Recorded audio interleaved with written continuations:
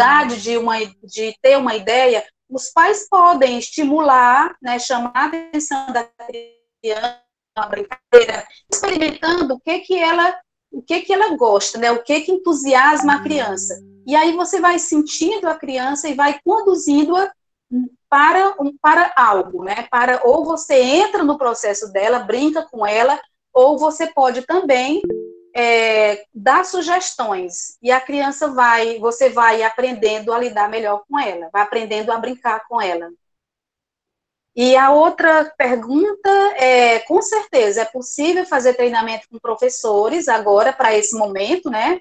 Que a gente precisa, os professores estão com muita saudade das crianças, as famílias também preocupadas com essa ausência, né, da escola. Então, pode sim, os professores poderão passar por um treinamento, né, e fazer um planejamento dentro da realidade, né, que tenha relação com o momento atual. É possível, sim. Também tem outra pergunta aqui. Sugestões de jogos educativos. Unir, brincar com estudar. Como conciliar tudo isso? É um tempo mínimo, um tempo máximo? Como conciliar tudo essas rotinas? Então, seriam duas perguntas numa só, né? Se você teria algumas sugestões de jogos educativos e como conciliar entre brincar e estudar, como se daria essas rotinas? O brinquedo, ele vai se adequando, né, de acordo com a faixa etária da criança. Até os 6, 7 anos, né, o brinquedo da criança não precisa ser tão elaborado. Se você conhece um marceneiro, sabe, pede lá aquele sarrafo, corta as pontas, tira as farpas, lixa para ela, com o pai e a mãe lixam para a criança, enche uma caixa ou um cesto com aquelas peças de madeira, ali já é muito melhor para a criança do que dar um brinquedo elaborado, do que dar uns bonecos prontos, né, aqueles bonecos de lojas prontos.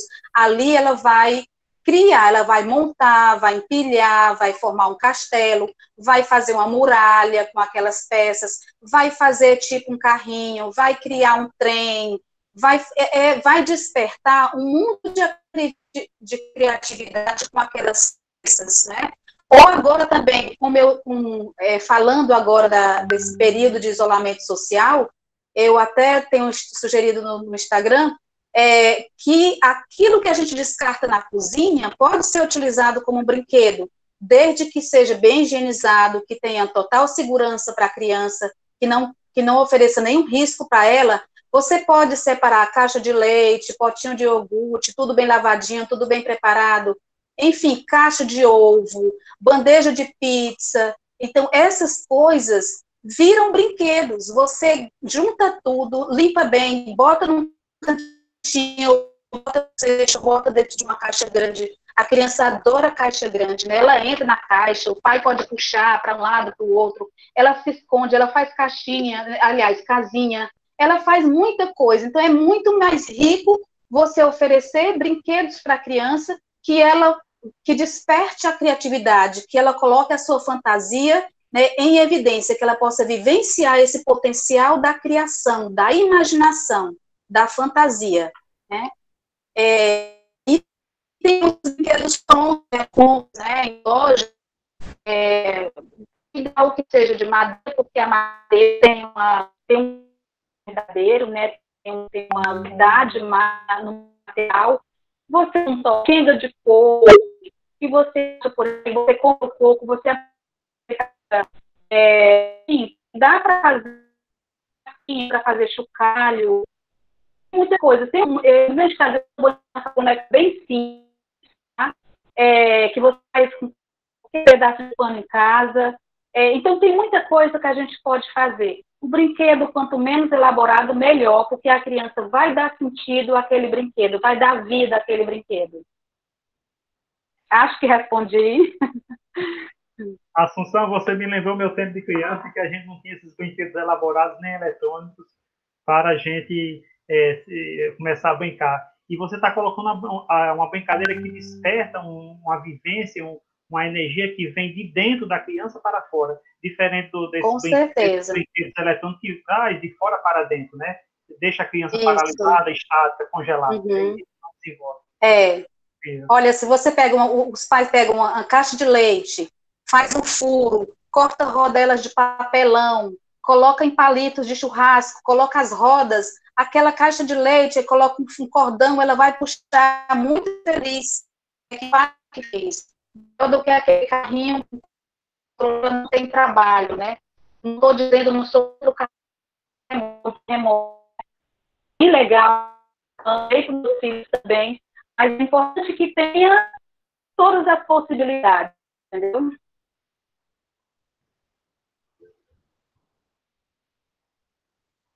Falhou. Ranil, ok. Travou, pronto. Estou te ouvindo agora. Eu para ouvir, né? Então, gente, é muito interessante. Inclusive, Assunção, isso que você está colocando, que aí eu acho que alimentou mais ainda aquela resposta que isso se aplica a escolas públicas, alunos de escolas públicas, é muito interessante porque o MEC, na sua nova Base Nacional Curricular Comum, tem uma seção muito grande que fala dessas metodologias ativas, que é justamente esse construir, esse trazer a realidade e fazer com que a criança vá conhecendo o mundo real como é. E não essas coisas tão eletrônicas, que tem uma seção enorme, né, com sugestões e tudo, de isso ser empregado.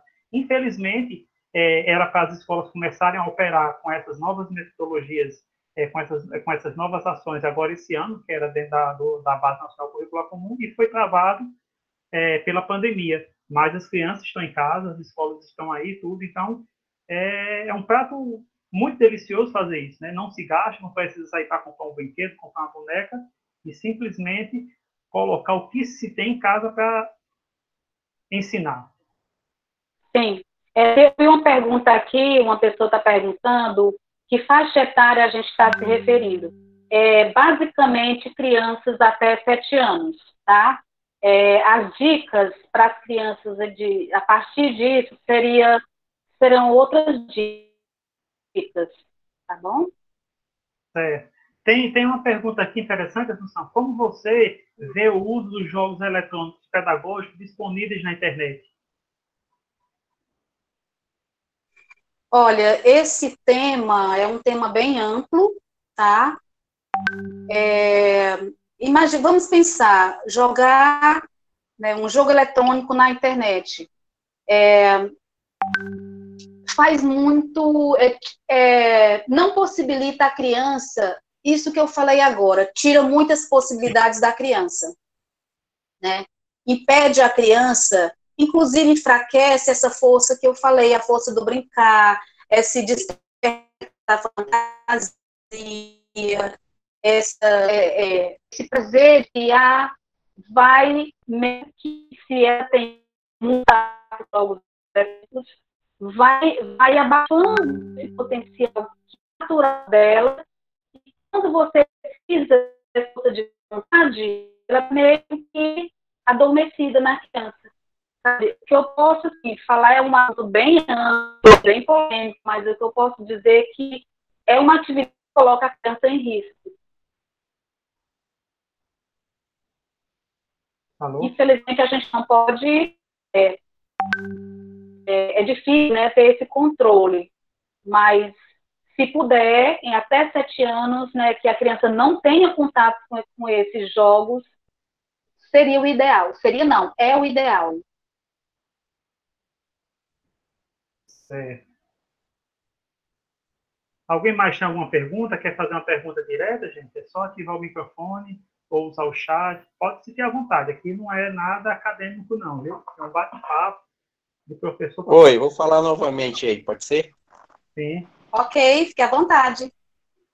Professor, eu acho que o maior desafio, tá certo, no mundo Sim. que nós estamos vivendo, né, é o pai Sim. tentar, né, tem que trabalhar pouco a pouco, tirar as ferramentas tecnológicas um pouco, que eu acho que Sim. esse aí é o maior cunho da coisa, porque você vê que uma criança hoje com 3, 4 anos já está com smartphone, tablet, não sei o quê, e é aquele vício danado por jogos, e o pai vai O que é que o pai faz? O que é que o pai faz? O pai, que eu digo, o pai, mãe e tudo, ela joga para sim, lá porque ela não quer pegar aquela responsabilidade. Eu acho que eles deve tão doidos nessa pandemia, né?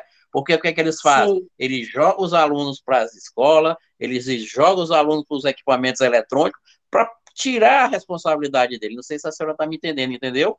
E sim, eles não querem estar assumindo isso, entendeu? Que tem que fazer essa parte também, tem que ter tecnologia, com certeza. Eu sou do mundo tecnológico há muitos anos, mas também a gente tem uhum, que ter aquela brincadeira de correr no parque, de fazer uma cor de papel, mas o pai tem que introduzir dessa maneira, de um pouquinho, como a gente diz aqui na nossa linguagem aqui da África, tá certo?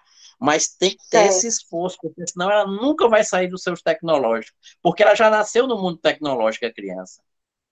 sim. Isso é verdade, porque é muito cômodo para a criança, né, ficar na frente dos aparelhos, ela não dá tanto trabalho, mas uma coisa é certa, ela pode não dar trabalho agora, mas no futuro, como adulta, não vai dar trabalho mais a gente, mas ela vai ter trabalho consigo mesmo, né, vai precisar daquilo que ela deveria ter vivenciado na infância,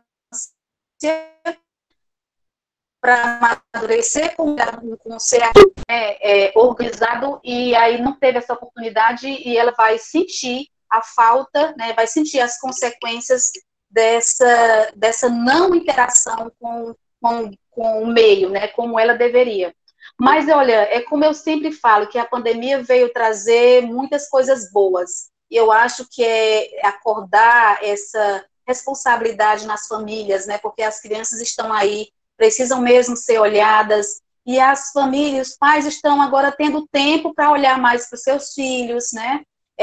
Tem a necessidade realmente de parar para dar atenção à criança.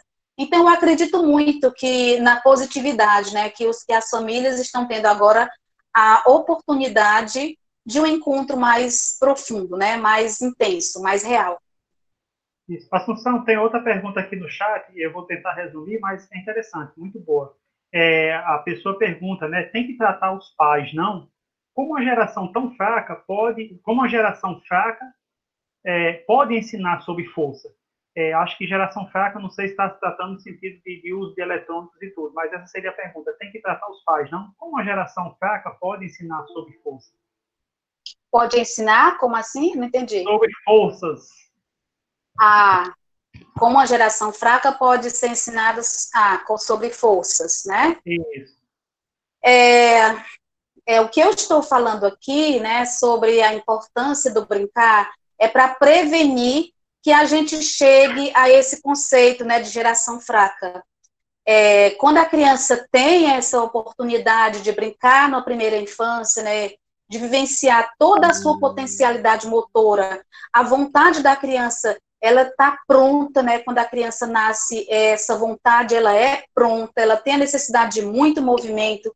Se você favorece, alimentando para que essa força não adormeça, ela não será chamada, né, não fará parte dessa geração fraca. Claro que eu estou me referindo à criança pequena, então o adolescente é normal ele passar por essa fase de que parece que a gente pode dizer, né, mais cômoda, né, essa fase mais silenciosa, né, com pouco movimento, preguiça de se movimentar, faz parte da natureza, né, do adolescente, desse momento que ele está em desenvolvimento. Mas, se ele foi uma criança que brincou, que viveu intensamente a sua força de vontade, né, que não foi tolhido, que não foi podado, quando passa essa fase, né, ele volta, né, a todo vapor, volta, sai dessa fase com mais vontade de ir para o mundo, mais desperto, mais consciente. E se a criança não brincou, se ela foi tolhida, passou grande parte da infância dela ligada com os eletrônicos, em movimento, né, participando do movimento apenas de uma tela, né, esse excesso de movimento que ela não processa, essa força vai adormecendo, né, vai se acomodando, e quando ela precisar, na vida adulta, quando tentar acessar, ela está com uma vontade, aquele que a gente chama de vontade fraca, né? Então, a defesa que eu estou fazendo aqui da importância do brincar, da importância dos recursos pedagógicos agora, nesse período de pandemia, conduzam dentro de um processo, né, ativo, criativo, né, com essa intenção, que essa criança se torne um adulto que tenha força de vontade de ir para o mundo. Também tem dois comentários aqui que pode ser feito pergunta, né?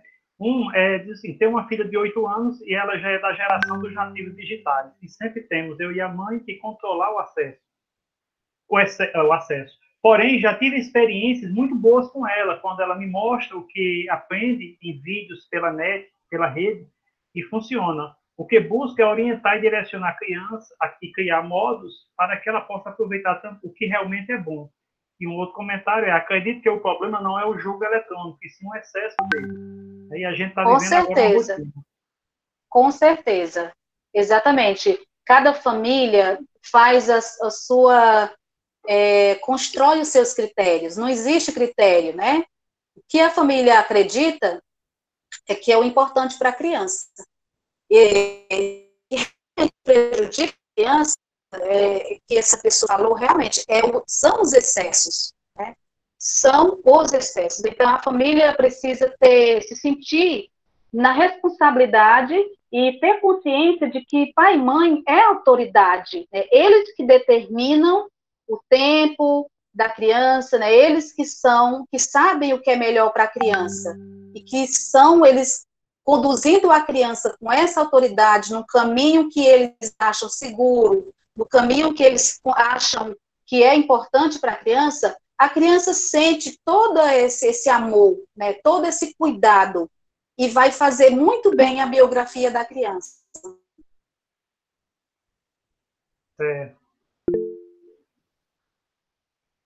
Alguém quer fazer alguma pergunta direta? Gente, aqui o canal.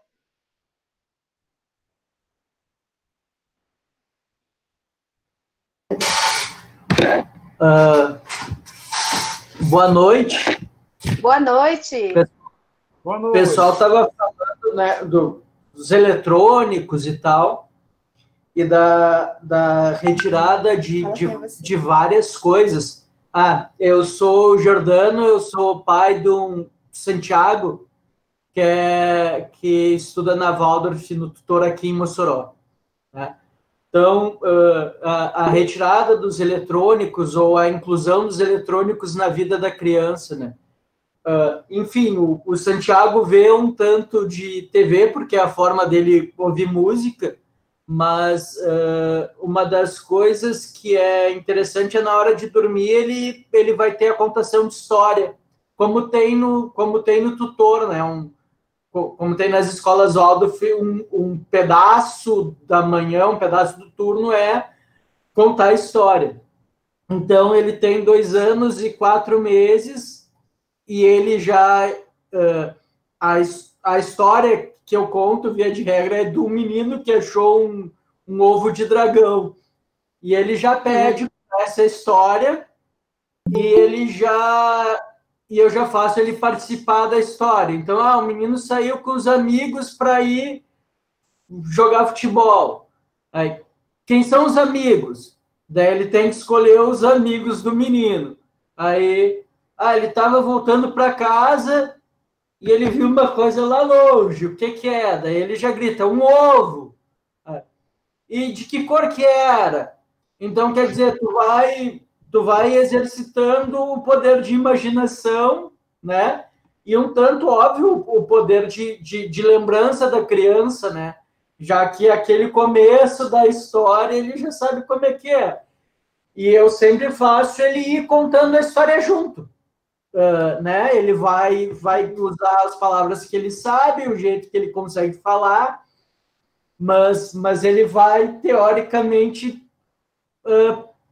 melhorando aquela história, melhorando a imaginação dele e vendo que aquilo é uma brincadeira, que tu pode fazer a história que tu quiser, né? Então, eu acho que isso, com essa vida que a gente leva, né, trabalhando e daí tu volta para casa e tu continua trabalhando no computador ou continua trabalhando com o WhatsApp, tu deixa de ter tempo para interagir com as pessoas, né, que estão próximas e inclusive com os filhos. Então, acho que é uma tentativa também, entrando na questão de uma pergunta que veio antes, é como brincar com meu filho, né? Uhum. Com ele, ver o que ele quer brincar, o que ele gosta, né? Ele, né, o Santiago, de vez em quando, deita na cama lá e diz, papai, leão. Aí eu tenho que ser o leão. Papai, cavalo. Aí tem que organizar com ele montar no travesseiro como se o travesseiro fosse um cavalo. Então, todas as coisas que a criança vai te dizendo o que ela quer fazer, né? Praia. Tu tem que só ouvir. Muito grata pela sua participação.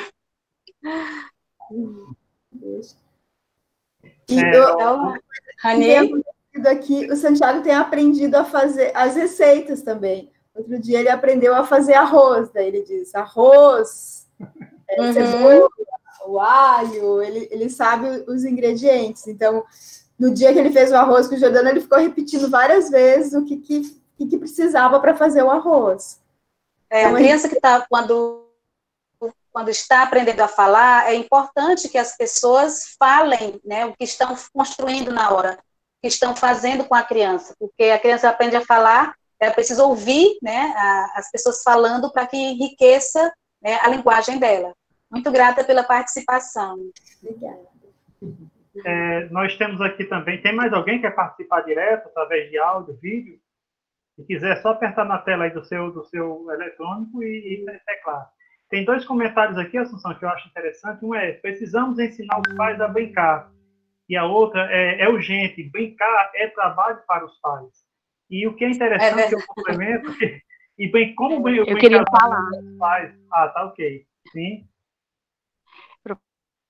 Professor, foi eu que fiz esse comentário, né? Hoje, Sim. eu, pelo menos, sou da geração que tem uma filha de 8 anos, sou coordenadora, pedagoga, psicopedagoga, eu faço gestão e tudo, né? Mas eu estava me deparando muito com o olhar ser mãe, né? E Sim. eu me deparo com a gente na escola brinca com os alunos, a gente percebe que as professoras brincam, você como coordenadora brinca.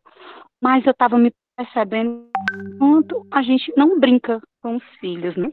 E eu sou amiga de muitos pais, porque meu filho, desde o infantil 1, sou coordenadora dela, de uma escola particular. Eu tenho essa amizade muito próxima aos pais, eu compreendo, eu converso. E eu fui percebendo que a nossa geração, né, que tem filhos Sim. de 8, 12 anos, que é o meu caso, nossos pais brincavam muito com a gente. Eu estava tentando me lembrar, fazendo memória, quantas vezes minha mãe brincou de boneca comigo. E eu dizia, filha, tu acredita que eu brinquei de boneca, mas eu não lembro como minha mãe brincava de boneca comigo. Eu me lembro brincando de pano, me lembro muito correndo na rua. Eu sou da geração mesmo de brincar na rua, jogar bola, bicicleta. Mas o pedagógico, o brinquedo pedagógico, eu não lembro, não faço memória disso. E isso vai mexendo muito comigo. Eu acho que o maior desafio hoje é ensinar o pai como brincar com o seu filho. O que brincar, ele faz parte da construção do conhecimento. Sim, com certeza. Como é difícil mesmo um pai. Hoje, por exemplo, eu me encontro de férias, mas quando eu retornar, eu vou ser a mãe, a coordenadora, e vou ser a professora, né? Sim, e eu me encontro assim, meu Deus, de onde eu vou puxar mais? Minha filha, minha casa precisa de mim, porque tem que ser a menina que ficava com eles, né? Eu não tenho condição, esse vindo e volta. E assim, né? Eu acho assim, o maior desafio como gestão, como coordenador e professor, é ter um diálogo com os pais, dizendo que o brincar faz parte, convencer e fazer isso como forma gostosa. Por exemplo, eu fui descobrindo que as atividades de casa, quando ela é bem direcionada, é uma coisa gostosa. Eu estava com 2 bacias de roupa imensa com minha filha no quarto do meu filho. E eu disse assim, Alicia, vamos brincar de arrumar as roupas? Mas, gente, foi incrível como essa menina selecionou as roupas do que era do pai. Mãe, isso aqui é pai ou do irmão? Mãe, isso aqui é meu. Mãe, isso aqui é teu. E depois foi guardando. Claro que daquela forma desordenada, depois a gente vai lá e vai fazendo e elogiando. E aí eu fui pensando, meu Deus, como as atividades de casa nos traz momento também de não só fazer receita, agora a vida... Com certeza. Dos pais, assim, fazer receita, né? Não é só isso. Hoje eu vim lavar a área com ela aqui, e eu botando produto, filha, esse produto aqui é um produto químico, não pode ser usado por criança, porque tem... Eu fui explicando. Então, coisas do dia a dia pode dar ao nosso filho, ao nosso aluno, momentos de aprendizado. Agora a gente tem que descobrir, professores, professoras, como encher os olhos dos pais dessas brincadas, porque eu vou lhe dizer, não é fácil.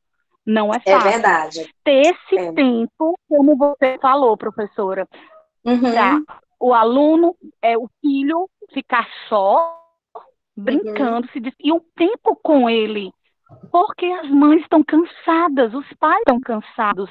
Porque eu tenho amigas que não é do mesmo colégio que eu leciono, que diz, Sabrina, eu tenho que trabalhar 8h30. E aí, quando eu saio do computador, o computador aperta lá o sinal. Saí ontem, eu fui terminar de trabalhar 9h, porque eu tenho que dar as minhas 8h30 de trabalho. Então, assim, a gente tem que ter muito... passar atividades simples, principalmente eu não sou da escola pública, eu fico imaginando as pessoas que passaram pela minha casa, que têm filhos, que a vida delas, das meninas que passaram pela minha casa, foi trabalhar. Elas começaram a trabalhar em casas de família, estudando na escola, então elas não tiveram essa coisa de brincar, eu acho que saiu assim, da infância já para a adolescência, para o trabalho. Então, assim, a gente tem que encontrar uma maneira, primeiro, aos pais, a descobrir que através de uma separação de roupa, de uma brincadeira de chinela, como a senhora, né, de chinelo, como a senhora falou aí, coloca 4 chinelas, disputando tudo, pula 4 casas, isso aí, olha, estão contando, você pode contar caixa de arroz, feijão, pedir para selecionar os plásticos da sua casa, né? Quantas voltas está dando com o cachorro dentro de casa. Então, essas maneiras criativas. Eu também concordo muito com a escrita, né? Quando a senhora fala muito a questão dos jogos, eu sou super a favor dessas brincadeiras criativas. Mas o Infantil 5, primeiro ano e segundo ano, que eu não sou coordenadora de segundo ano, mas eu tenho uma filha que é segundo, eu acho muito importante a questão da escrita, do escrever, né? Do ler, ler uma história, escrever o que está acontecendo. Então, isso aí, gente, vou lhe dizer, vai ser difícil para o pai compreender. Só que nós temos esse papel agora de convencer, de conscientizar, né? Exatamente. Aí, primeiro, convencer, porque consciência ele tem. Professora não tem um pai, não tem a consciência.